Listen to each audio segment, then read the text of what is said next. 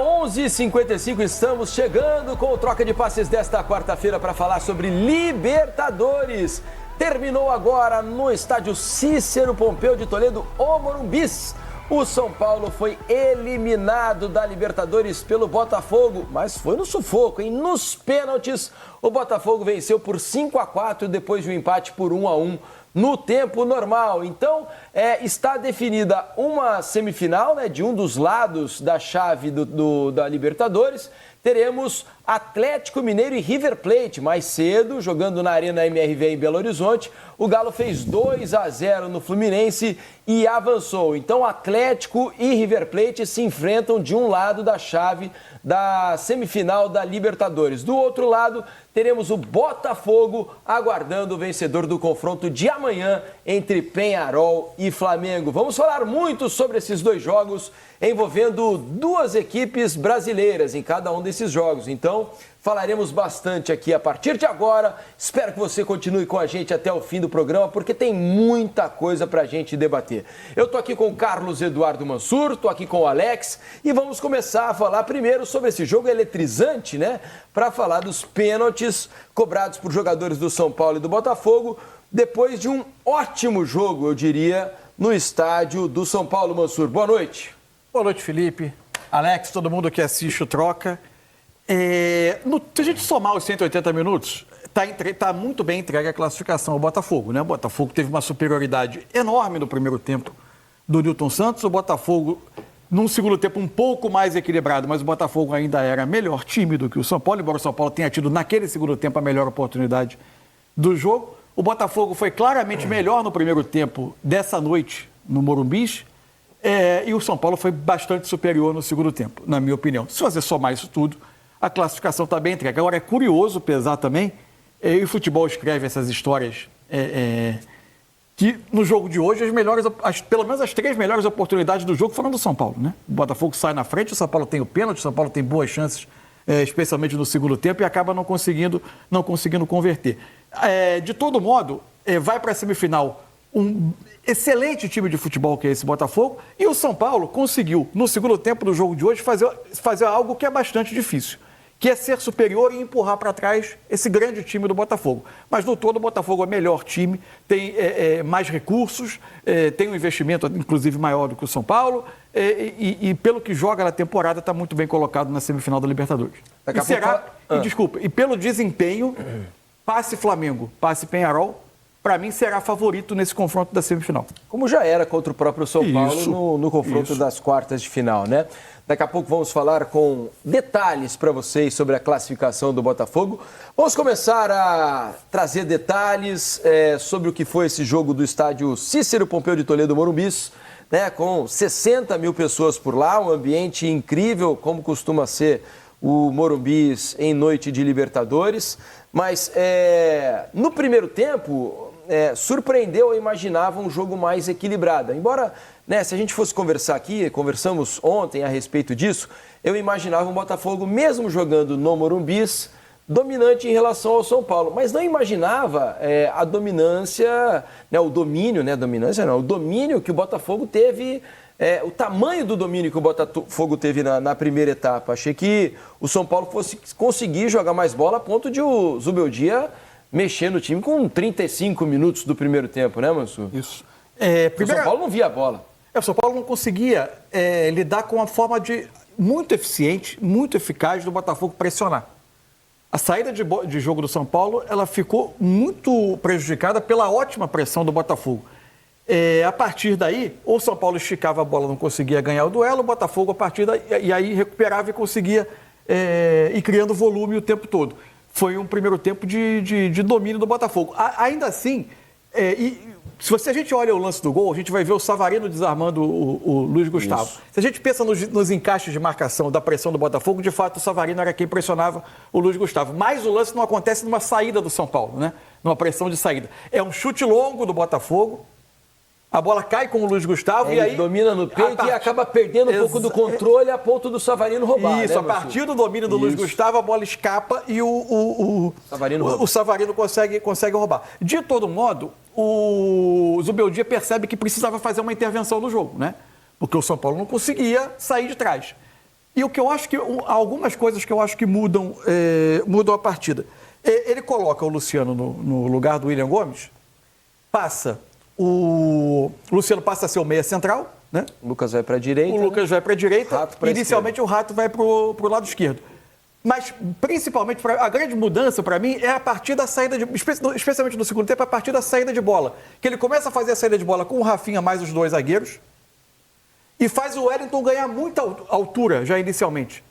E isso começa a fazer os jogadores de lado do Botafogo, que normalmente já precisam trabalhar muito, começam a ter muito trabalho com ele. E o São Paulo, aos poucos, vai conseguindo ter escape nessa saída de bola. Por vezes, o Bobadilha vinha buscar essa bola junto com os zagueiros para fazer uma troca de passe e conseguir escapar. E por vezes, o Wellington conseguia sobrar pelo lado. O São Paulo vai conseguindo fazer o jogo e acontecer mais no campo do Botafogo. A gente comentava aqui ontem, o Botafogo é excelente com a bola. O Botafogo é excelente pressionando os adversários no campo dele, como fez no primeiro tempo, e dominou o jogo a partir dessa pressão. Mas o Botafogo é um time menos bom, entre aspas, quando ele precisa defender perto da sua área. E aí o São Paulo teve algumas das melhores oportunidades, muitas delas, por vezes, a partir de cruzamento, a partir de muita entrega também. Um jogo do São Paulo do segundo tempo de muita entrega, de tentativa de desarme e ataque rápido. E o São Paulo consegue fazer algo que é muito difícil da gente ver, que é colocar o Botafogo um pouco mais para trás. Tanto que o Botafogo começa a ter muito mais saída com chute longo, porque o São Paulo também se predispõe a pressionar mais.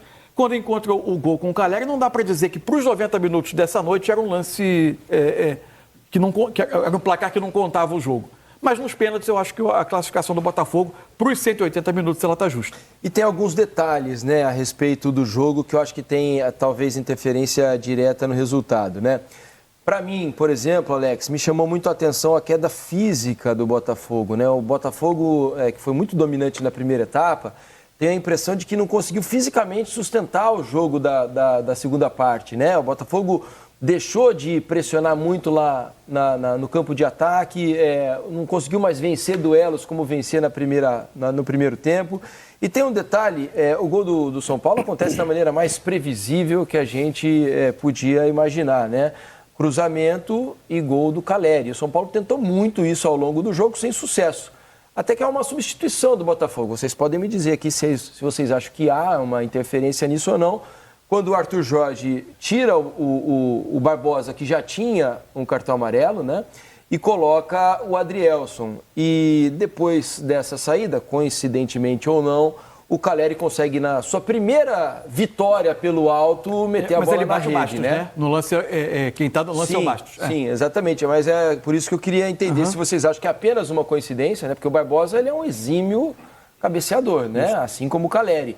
E vinha levando vantagem, né? Porque normalmente era ele quem estava disputando essa bola com o Calleri. O Felipe, mas hoje o Calleri acabou vencendo ali depois da saída dele. Você traz uma característica que a gente falou. Não tem nada de demérito pela melhora do São Paulo, mas é óbvio que de uma maneira estranha, assim, eu falo pelo que o Botafogo vem produzindo essa parte física, eu também é algo que não pode deixar passar. Fisicamente, eles realmente perderam um pouco de energia. E isso ficou perceptível. Aí vem essa questão. A troca, tomou o gol por causa da troca? O Barbosa, que foi super bem, que tipo de bolas que vieram quando o Barbosa estava lá? Lógico que ele tem uma estatura maior. O Botafogo, enquanto teve gás, ele protegeu muito essa questão do portador da bola. Então não era um cruzamento tão livre para chegar naquela área tão da maneira que foi. Então, às vezes, comparar só a questão da troca, eu acho que ela vai além nesse sentido. Então, o jogo fluiu muito mais, porque também o Botafogo não conseguiu seguir com aquele ritmo dele, nem para atacar e nem para marcar. Ele ficou muito exposto. Isso é uma característica, sim. E, óbvio, que o São Paulo se aproveitou. Aí a diferença que a gente falava da questão de decidir em casa. Né? Lógico que é melhor, tem esse gás a mais porque a torcida te empurra, tem uma necessidade, uma obrigação. O São Paulo entrou com o pé no freio, com aquela... peraí, vamos nos encaixar. E o primeiro tempo ele teve essa dificuldade. E no segundo tempo, estranhamente, realmente o Botafogo, eu achei que ele caiu de produção, mas o gol eu não colocaria somente na conta, né? Mas eu acho que a liberdade até que o São Paulo teve nessas transições que o Botafogo não conseguiu seguir. Tem uma curiosidade no lance do gol do Botafogo, do São Paulo. Naquela altura já estava em campo o André Silva. Isso. O Michel Araújo... ele quem cruza a bola, inclusive, para o gol. Então, o Michel Araújo era o lateral esquerdo. Os dois entraram juntos. O Michel Arouche é uma característica de um meia, né? Sim. E por vezes já jogou até como meia ponta pelo lado esquerdo muitas vezes. A minha impressão era que aquilo ali era uma última cartada do Zubeldia para ter um jogador mais ofensivo pelo lado esquerdo e ter 2 jogadores de estatura na área. Não o André Silva fazer o cruzamento. Só que o que acontece? O Botafogo, numa saída de bola, porque a essa altura o São Paulo já tentava pressionar, mas não tinha muito a perder no jogo, faz uma bola longa, ela cai, a segunda bola cai no pé do Matheus Martins, que em tese era o jogador do lado direito, quem faria a recomposição pelo lado esquerdo, mas ele estava mais pelo centro para ganhar essa segunda bola, ele perde o domínio, aí a bola é esticada direto no André Silva. E aí o André Silva faz o cruzamento para o Caleri. Perfeito, por sinal, O cruzamento sai perfeito. E outra Eu imagino que o plano era o André Silva estar na área junto com o Caleri, mas por uma circunstância ele estava fazendo o cruzamento. Dentro de uma característica, a gente falava, normalmente, o Botafogo ele chega com 5, 6 na área quando ele está atacando. O São Paulo, desde o primeiro tempo, tudo muito espaçado, com Só o Caleri em muitos momentos. Depois ele ganha a companhia do Luciano. É lógico que tem uma falha ali de deixar ele subir tão sozinho daquele jeito para um cruzamento maravilhoso. Você tem que estar sempre perto do atacante. Isso é um fato, ainda mais um cara do tamanho do Caleri. Só que tinha o quê? Tinha acho que só ele na área naquele momento. Então era um cruzamento, para o momento de pressão, você fala assim, poxa vida, não seria nem ideal, porque era o André que estava cruzando e só o Caleri lá dentro. Então teve esse espaçozinho que ele soube aproveitar. Vamos continuar falando daqui a pouquinho sobre o jogo, porque Paulo César de Oliveira já está com a gente aqui pra gente. Ele achou que não vinha hoje. Vai ter que trabalhar o seu PC aqui, porque houve lances em que a gente tem, né, dúvida sobre a marcação do árbitro, né? E o PC está aqui para conversar com a gente. PC, tudo bem, PC? Boa noite, meu amigo. Boa noite, Diniz. Tudo bem, graças a Deus. Ótima noite para você também, para o Mansur, para o Alex. E para todo mundo que está em casa acompanhando o Troca. Vale a gente fazer a ressalva, né, PC, que a gente não tem as imagens do jogo de hoje, porque... Tô brigando com a câmera aqui. Eu olhei para cá, a câmera veio aqui. Eu olhei para cá, mas agora vamos na câmera certa. Elástico, aqui. Né? Eu sou dinâmico. O cara tem que correr atrás de mim, né? Ô, PC, vale a gente ressaltar que como a gente não tem os direitos da Libertadores aqui no Sport TV, a gente não vai poder mostrar as imagens como a gente costuma fazer quando o PC está aqui participando do programa. Mesmo assim, achamos importante trazer o PC, porque você que é São Paulino, botafoguense, o amante do futebol e que pôde assistir o jogo, né? O jogo passou na Globo, então você viu os lances e está aguardando os comentários. Então o PC está aqui para a gente comentar sobre alguns detalhes.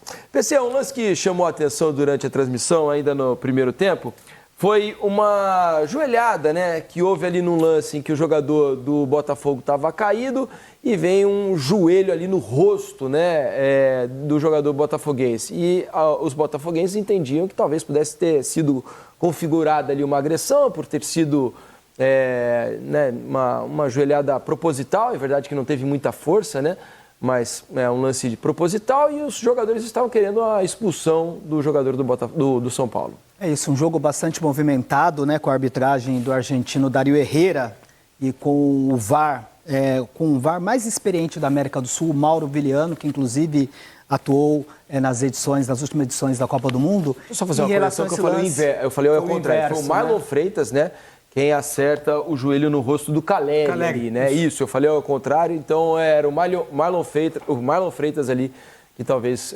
pudesse ser expulso. Né? Na verdade, exatamente isso, né? Foi no momento que o jogo estava parado, que o Caleri já estava no chão. E uma coisa que a gente sempre comenta aqui é a questão que você deve sempre julgar a ação e não a consequência, né? Eu acho que esse lance ele vem à tona justamente por conta da expulsão do fim de semana do Carlinhos, naquele enrosco ali com o Kahneman, né? No entreveiro com o Kahneman, que a gente trouxe aqui, que claramente o Kahneman teve uma ação de simulação, de supervalorização da ação do Carlinhos, mas teve a ação. É isso que você tem que julgar, que teve, na minha visão, uma ação clara do Carlinhos ali, que se incomodou com a presença do Kahneman e acabou atingindo o rosto. No lance de hoje eu entendo completamente diferente. Acho que o Caleri estava ali no chão, o Marlon Freitas se aproxima dele naquela questão de aproximar, teve o contato sim, mas eu não vi ação do Marlon Freitas para dar a joelhada. E isso foi exatamente, até teve uma reação ali do Caleri, mas não tem o movimento da joelhada, da conduta violenta. Por isso que eu entendo que a conduta da arbitragem ali foi correta no jogo de hoje. Mas para provocar o adversário, né? Foi mais uma provocação. Chegou para fazer uma presença, né? para se colocar ali. O Caleri tentou aproveitar a proximidade. Aquela cheirada na patela ali, vamos dizer, né? Tá certo. E agora o lance que é o mais polêmico da partida, né? O pênalti que foi marcado a favor do São Paulo, numa cabeçada muito próxima, né, PC? Você sempre costuma dizer da proximidade da ação do atacante em relação ao defensor. E ali era coisa de centímetros, né? A bola realmente pega no braço do Barbosa. E alerto para mais um detalhe: quando a imagem se aproxima, depois do toque no braço do Barbosa, há um toque com a mão do Lucas. A bola bate na mão do Lucas e sobe mais um pouquinho. Queria ouvi-lo sobre a tua interpretação, PC. Então, esse foi um lance, Diniz, bastante complexo, que eu analisei durante o jogo. Depois, no intervalo, nós tivemos na TV Globo uma imagem que era exclusiva a nós, porque apesar, como a gente tem o direito na TV aberta, no intervalo a gente rodou uma imagem que era exclusiva nossa, e aí eu, em comunicação com o nosso time lá da coordenação, voltei com o nosso time de operadores aqui para avaliar a jogada. E para mim, desde o primeiro momento, e eu pude confirmar isso depois, o pênalti foi do Bastos e não do Barbosa. Isso. Né? Inclusive o árbitro sinaliza quando ele sai da cabine do VAR. O cartão amarelo para o Barbosa foi por reclamação, porque com a mudança da regra, quando o jogador, mesmo que se o pênalti tivesse sido do Barbosa, com a mudança da regra, quando ele está ali disputando a bola e a bola bate, tem um toque que é involuntário, você só marca a penalidade e não aplica o cartão. O cartão só deve ser aplicado quando o jogador deliberadamente, que a gente sempre cita, né? A mão do Suárez vai lá com a mão até a bola. E no detalhe, com essa câmera exclusiva nós da TV Globo, que eu tive a oportunidade de avaliar, a bola não bateu no braço do Barbosa, porque se tivesse batido na mão do Barbosa não seria pênalti, porque ele estava numa ação de disputa com o braço bem recolhido. A bola bateu na mão do Lucas. O Lucas cabeceou a bola bateu na mão do Lucas e depois no braço do Bastos. Mas você não acha que foi o contrário? Porque a imagem é essa aproximada, eu tive a impressão que ela bate primeiro no Bastos e depois no movimento em que o Lucas está subindo a mão assim, dá uma resvalada na bola e ela sobe um pouco mais. Não, foi diferente. Eu fui lá no detalhe com a ajuda dos nossos operadores e com essa imagem exclusiva nós da TV Globo. Após a cobrança do escanteio, o Lucas subiu para cabecear. Ele cabeceia, a bola bate na mão do Lucas e aí o toque na mão do Lucas é acidental, não é faltoso. Só seria faltoso se após esse toque na mão dele a bola entrasse diretamente no gol ou criasse a chance imediata. Ele cabeceou, bateu na mão, sobrou e aí imediatamente se ele fizesse o gol imediatamente. Aí esse toque na mão dele que foi, de segunda regra, involuntário, foi acidental, ele não é faltoso. O pênalti foi do Bastos, que ao subir na primeira disputa, ele perde o tempo, não cabeceia, e aí ele está com o braço aberto, esse é até o sinal que o árbitro faz na saída, depois da saída da cabine do VAR, e com esse, mesmo estando de costas, mas com esse braço aberto, ampliando o espaço do corpo de maneira antinatural, o jogador assume o risco da bola bater no braço. Então, a penalidade foi do Bastos. Inclusive, na transmissão, a gente ficou com essa dúvida do Barbosa ou não, mas ela não bateu na mão do Barbosa. A ação do Barbosa era de disputa, numa ação normal ali de disputa. Se tivesse batido na mão dele, não seria pênalti, até porque ele está com o braço abaixado ali, disputando o espaço com o Lucas, mas o pênalti foi do Bastos, que estava com o braço aberto, ampliando o braço, né, mesmo de costas, mas ampliando o espaço de maneira antinatural, e aí o jogador nessa posição ele assume o risco, por isso foi marcado o pênalti. Inclusive o Cruzeiro teve um pênalti muito parecido contra o Juventude, um pênalti do Gabriel Inocêncio, uma bola que é cruzada no segundo pau que o Lautaro cabeceia, o Gabriel Inocêncio ele perde o tempo da bola e depois do cabeceio do Lautaro ela bate no braço do Gabriel Inocêncio, foi marcado o pênalti. Então é um lance assim que muitas vezes a gente fala assim, o jogador de costas não tem intenção, não pode ser marcada a penalidade. Mas quando ele perde o tempo da bola e não cabeceia, e depois ele está com... E o Bastos, inclusive, a gente fala, será que foi para se equilibrar? Nem foi um movimento tão desequilibrado, porque o braço esquerdo dele estava abaixado, né? O braço esquerdo abaixado e o direito muito aberto, ampliando o espaço do corpo, e o pênalti, na realidade, foi do Bastos. E essa, inclusive, foi a sinalização do Dari Herrera quando ele saiu da cabine do VAR, indicando, o Marlon Freitas até contestou, né, dizendo que tinha batido no ombro, mas a bola bate efetivamente naquele braço aberto do Bastos. Você achou correta a marcação? E na minha avaliação, o pênalti foi bem marcado. Um lance muito assim, no detalhe, que eu vi durante o jogo, depois no intervalo, principalmente depois que rodou a nossa imagem exclusiva, eu fui de novo com os nossos operadores que me auxiliaram. E aí eu ratifico assim que realmente foi bem marcado o pé. Rapidinho, 2 observações aqui para te ouvir também sobre isso. A questão da distância, a cabeçada ter sido muito próxima, né? Porque estava a centímetros ali a cabeçada do braço do Bastos. Não tem interferência? E outra, você não achou que a posição do Bastos era uma posição natural de quem estava subindo para cabecear? É uma ótima observação. Quando se o Bastos ele está mais próximo e está tentando disputar a bola, mas o braço não está ampliando de maneira antinatural. O braço está numa posição natural, ele está disputando, procurando espaço aqui com o adversário, ok. Mas a partir do momento que ele não cabeceia, que a bola já passou, e aí com esse braço completamente aberto, aí sim, mesmo com a distância curta, mas a posição dele muito ampliada, ele está assumindo o risco da bola bater, por isso foi marcada a penalidade, que na minha avaliação foi correta. Um lance assim que até demorou, a checagem foi demorada, porque ele vai buscar o detalhe ali, se aquela mão é do Lucas, se a mão é do Barbosa, inclusive teve essa dúvida. Acho que o VAR também deve ter analisado como tocou na mão do Lucas, ele passa a ter uma avaliação, mas o toque na mão do Lucas é acidental, porque ele mesmo que cabeceou a bola, né? Então, a partir do momento que ele cabeceia, tem esse toque acidental, e aí vai no Bastos, que já tinha ficado na primeira disputa por ter perdido o tempo da bola, e aí já quem estava na ação de disputa com mais proximidade era o Barbosa, que não tocou na mão dele. Aí o Bastos, a partir do momento que ele está com esse braço muito aberto, ampliando o espaço, ele passa a assumir o risco. E aí, na minha avaliação, o pênalti foi bem marcado. Que é para fechar mesmo. Você acha que era lance para o VAR chamar? Independentemente, não é uma questão interpretativa, o VAR fez certo de chamar. Para mim, fez certo de chamar, porque tem esse conceito dessa ampliação do braço muito aberto e numa posição que o árbitro em campo certamente não viu, né? A Conmebol sempre divulga os áudios e amanhã a gente vai poder avaliar até com um pouco mais de precisão, mas certamente no campo de jogo, se com várias repetições a gente teve dificuldade para buscar todos esses detalhes, no campo, certamente o Dari Herrera não deve ter percebido. Inclusive, a própria transmissão, ela vai para o segundo lance, que foi o cabeceio do Luiz Henrique, né? Que estava com a mão muito próxima. O próprio diretor de imagem ali não sabia o que estava sendo checado, porque ele foi mostrar o segundo momento, quando o Luiz Henrique cabeceia a bola. Então, e certamente a participação do VAR para mim é correta, porque o campo dificilmente deve ter visto com esses detalhes. E aí, a partir do momento que o campo não tem uma narrativa, e eu acho que o áudio deve ficar claro sobre isso, que não vai ter uma narrativa condizente com a imagem que o VAR está vendo, aí sim é lance para a participação do VAR. Maravilha, então, PC. Obrigado pelos esclarecimentos aqui no Troca. Maravilha, boa sequência. Valeu. Até amanhã. É isso aí. Trouxemos então Paulo César de Oliveira com opinião sobre a arbitragem nesse jogo do Morumbis, onde o Botafogo se classificou nos pênaltis contra o São Paulo.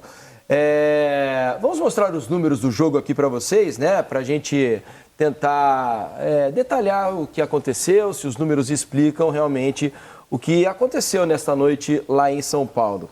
Olha só, posse de bola, né? Como o São Paulo ficou um pouco mais com a bola, 56% a 44%. As finalizações, 18 do São Paulo, 9 do Botafogo. No alvo, 3 do São Paulo, 1 do Botafogo. 4-3 em escanteios para o São Paulo. As faltas, 11 cometidas pelo São Paulo, 15 pelo Botafogo. Impedimentos, 1 do São Paulo, 0 do Botafogo. E o mapa de calor, né, mostra o quanto o Botafogo utilizou as laterais do campo. O São Paulo, ao contrário, tentou congestionar bastante o meio campo, né? Só destacando que aí, como a gente tem um resumo do que é o jogo, né? A posse de bola do São Paulo bate bem acima de 60% na segunda parte, né? E o número de finalizações também. O São Paulo tem 13 das finalizações dele no jogo na segunda etapa. É isso aí. Você acha que os números traduzem bem o que foi o jogo, Alex?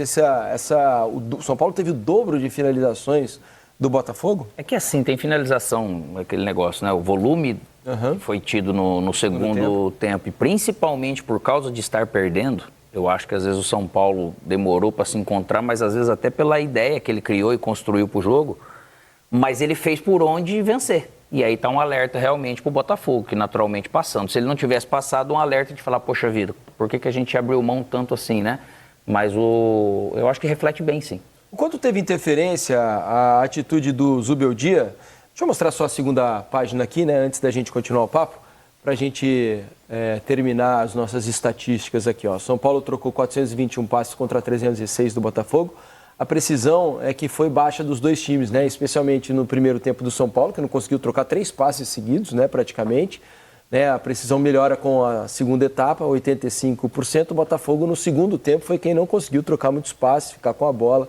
E teve apenas 77% Diminuiu bem de o percentual do Botafogo no segundo tempo. Né? Desarmes, 14 do São Paulo, 17 do Botafogo. Cartões amarelos, né? Tivemos 7 no jogo, 4 do São Paulo e 3 do Botafogo. 2 cartões vermelhos para jogadores que estavam já no banco de reservas, o Rafinha e o Gatito. Só um detalhe, assim, o futebol, ele sempre tem uma discussão, né? O futebol vai mudando, vai evoluindo, qual é a próxima fronteira, né? Hoje em dia tem muito do domínio dos dados, da informação. Estava revendo as anotações aqui. Nos pênaltis, o John acerta todos os lados. Não é que ele acerta porque ele olha o batedor e ele acerta. Tudo, provavelmente. Né? Claramente tem uma ciência ali. Ele tinha uma garrafa ali, e na garrafa ele de água... olhou no campo. Na garrafa de água havia uma cola. Uma cola. Só que mesmo assim, da garrafa, a gente pode perceber que também é muito perceptível além também dos dados. Mas ele tem isso para amparar. Ele tem um ponto de partida. Isso, mas tem aquela leitura do atleta que vai bater. É impressionante como tem goleiros que parece que tem um pouco mais nessa hora. Juntando Você sabe que estava até conversando com um amigo aqui que me mandou esse detalhe, o Perna. Ele chamou atenção por uma coisa que eu não tinha prestado atenção nas cobranças dos pênaltis. Ele é perna pra caramba. Que todos os pênaltis, com exceção do pênalti cobrado pelo... Qual foi o último pênalti mesmo do Botafogo? O último pênalti do Matheus Martins. Com exceção do Matheus Martins, todos os outros pênaltis foram batidos de maneira cruzada. O canhoto o jogador bateu... de pé direito bate no canto direito do goleiro, Exatamente. O canhoto no canto esquerdo do goleiro. Exatamente. Percentualmente, se a gente for pegar, costuma ser assim, né, Alex? Mas chama atenção o fato de ou os pênaltis foram cobrados no meio, né, no caso do Caleri, que acertou o travessão, ou foram batidos de maneira cruzada. Fala-se de uma tendência, às vezes, né, assim, isso depende muito de batedor, porque... imagina, se você gosta de bater ela chapada aqui no chão, eu falo para você mudar, bater cruzado, alta, né? Então tem um pouco disso. Só que normalmente, por mais que se treine, assim, meses, para você às vezes ter uma competição por pênalti, 2, muitos ali não estão acostumados com esse momento, né? Então o cara tenta encontrar uma forma segura. Só que esse cara que não está acostumado, esse tempo que ele percorre, ele fala, vixe, será que eu mudo ou não mudo? Então pinta muita dúvida, mas os dados, na verdade, da maneira que foram os números nesse jogo especificamente, acaba trazendo realmente algo que historicamente a gente fala, o pênalti mais seguro é o cruzado, mas é difícil falar. Porque o Hulk não bateu cruzado, mas ele mostrou onde ele bateu, e ele é acostumado a bater em lugares diferentes, mas ele mostrou muito e o Fábio foi bem. Né, Alex? E é batedor. Para a gente fechar nessa primeira parte aqui, essa primeira análise de São Paulo e Botafogo, o quanto teve influência e o quanto vocês acham que o Zubeldia foi corajoso e possa ter acertado ou não na substituição do William Gomes, né? Porque assim, se a gente pensar o que estava sendo o jogo até ali, né, e o Botafogo estava amassando o São Paulo naquele momento, mas se a gente pensar no que foi o jogo, é verdade que ele não estava sendo muito eficiente, não estava acertando muito, mas estava tentando, estava aparecendo, estava tentando jogar. O único chute a gol do São Paulo até ali os 30, 35 havia sido do William Gomes, né? Ao mesmo tempo, do outro lado, a gente tinha o Rato, que não estava conseguindo sequer participar do jogo, né? E o Zubeldia opta naquele momento por tirar um menino, né, menos experiente, manter a experiência do Rato e colocar o Luciano, né? Que a entrada do Luciano deu certo, acho que é inegável, né? Sim. Porque o São Paulo, embora ali no primeiro tempo tenha tido muita dificuldade mesmo no final do jogo, tenha conseguido o pênalti, é verdade, mas não conseguiu criar absolutamente nada. Na segunda etapa, com o Luciano em campo, o São Paulo melhora muito o desempenho. Tem uma coisa que passou a acontecer, não sei se isso vai explicar tudo. A gente tem como colocar o campinho? Tem. Vamos colocar o campinho aqui pra gente... que dê até a visualização para quem está em casa.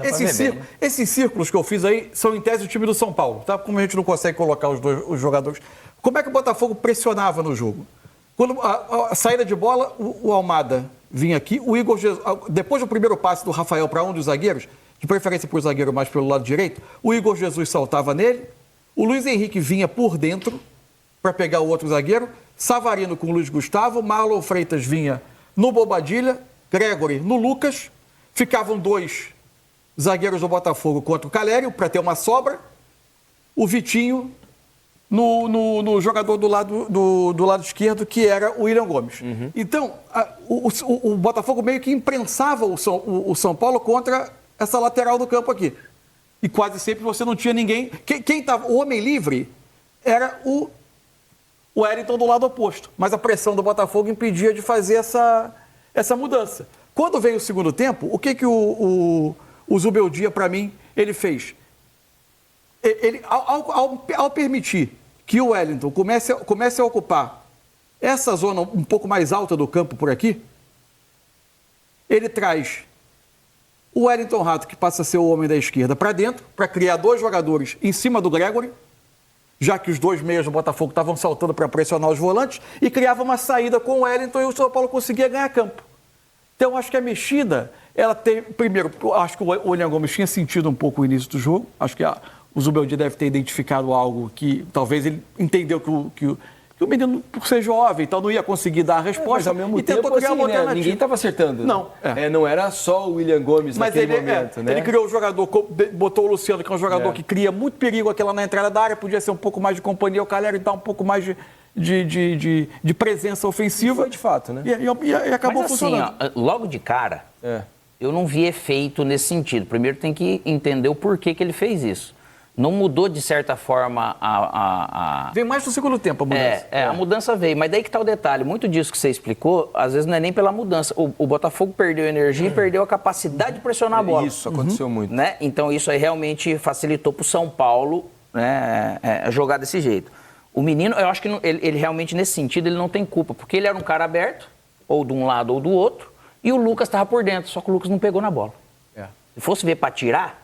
Era para tirar mais o Lucas, então, que não participava. Só que ele quis colocar o Lucas aqui aberto, colocar o Luciano, que ele tem essa questão de participar do jogo diferente do Lucas, né? Então, ele ocupa aquele espaço. O Botafogo conseguia pesar nos 2 zagueiros, praticamente, do São Paulo, que estava tendo dificuldade.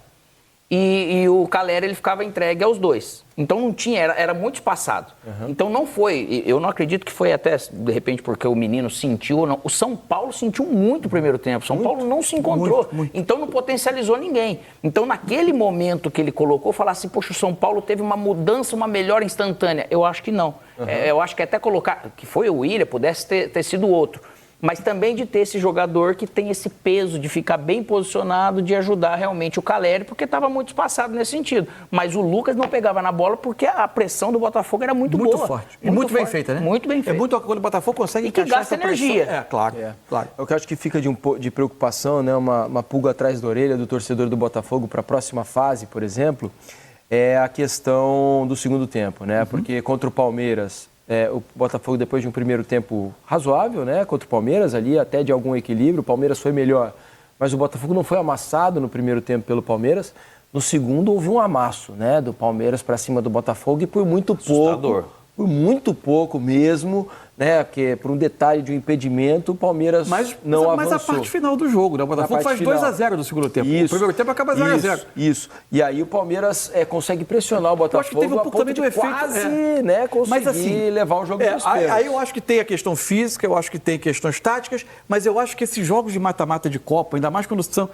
Perfeito, o Botafogo é o melhor time para mim do Brasil, mas o São Paulo é um time com jogadores de nível, o Palmeiras é um time com jogadores de nível. Então, nesse tipo de jogo, o componente mental, emocional, o acontecimento de um gol, ainda mais quando você está decidindo na casa do adversário, ele também muda demais o jogo, né? Então, naquele jogo, o primeiro gol do Palmeiras, ele cria uma atmosfera. E como a gente. E isso, o jogador de futebol, eu acho, o Alex pode falar melhor, assim.